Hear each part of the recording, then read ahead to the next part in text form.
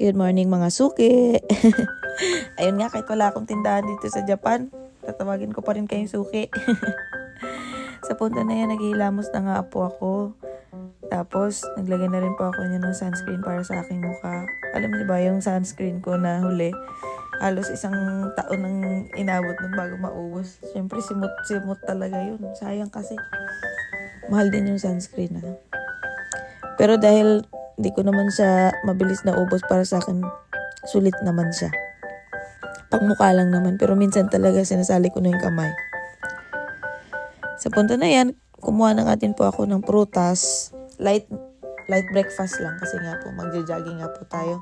Hindi naman po tayo pwedeng magmukbang. Alas 7 pa lang ng umaga. Baka naman sumakit ang tiyan natin dyan. Imbis mag-jogging sa labas, baka maging jogging in bed pang mangyari. Sa punto na yan po, habang ini-enjoy ko yung pagkain ng almusal, gising na rin pala yung pagong ko.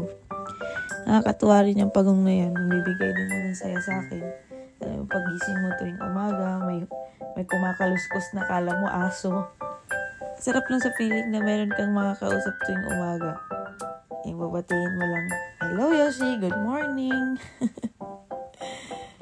Nasanay kasi ako noon sa bahay na pagkagising ko, ang daming tao sa bahay. Tapos ngayon mag-isa na lang ako nakatira. But anyway, move on. Ang goal ko lang po sa araw na yan is makapagtakbo kahit mga 2 kilometers. Char! Siyempre may kasamang lakad doon. Hindi naman talaga tayo professional na mga athlete. Ano lang tayo, nag-feeling athlete lang. Wala lang kasi parang feeling ko kasi kulang na ako sa exercise. Parang bilis-bilis ko nang mapagod. Char! Tumatanda na kasi. Ayaw pang aminin. Ayan, uminom na tayo ng tubig. Tubig. Kasi hindi tayo magdadala ng water bottle. Pag magja-jogging. Bahala na mahuhaw mamaya. Ayan, nilagay na rin natin ng ating ukay na sombrero. Siyempre, nabili natin yan sa 2nd Street. May tatak pa yan, pero magkano lang yan? As in, kayang-kaya mong bilhin yan. Kano na lang yan talaga. As in, 300 pesos. Mura lang yan. Tapos yan, naglagay na rin tayo ng belt bag na yan. Yan kasi natin nilalagay yung cellphone ko at saka yung susi ng bahay. Tapos wag kalimutan magsuot ng rubber shoes. Importante.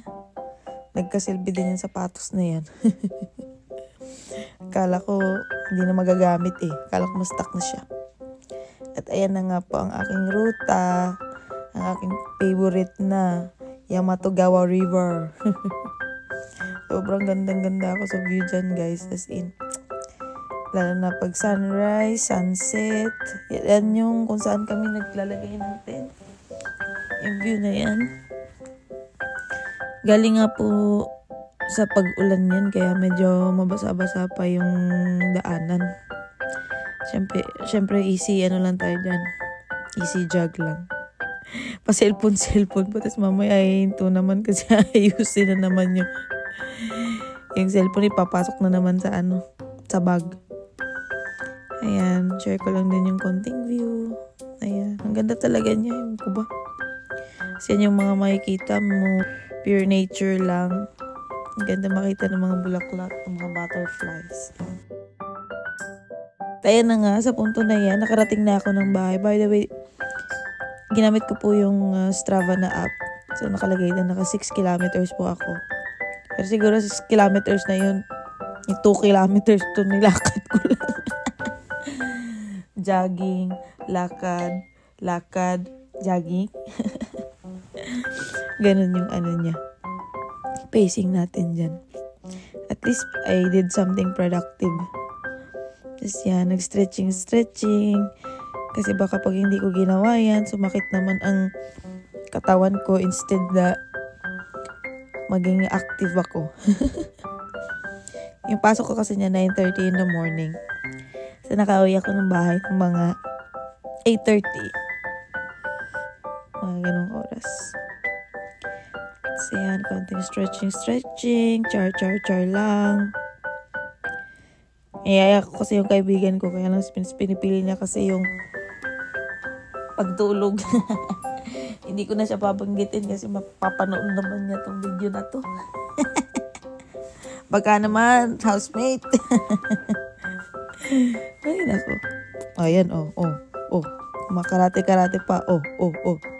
Kahit galit, gusto manakit. Bye!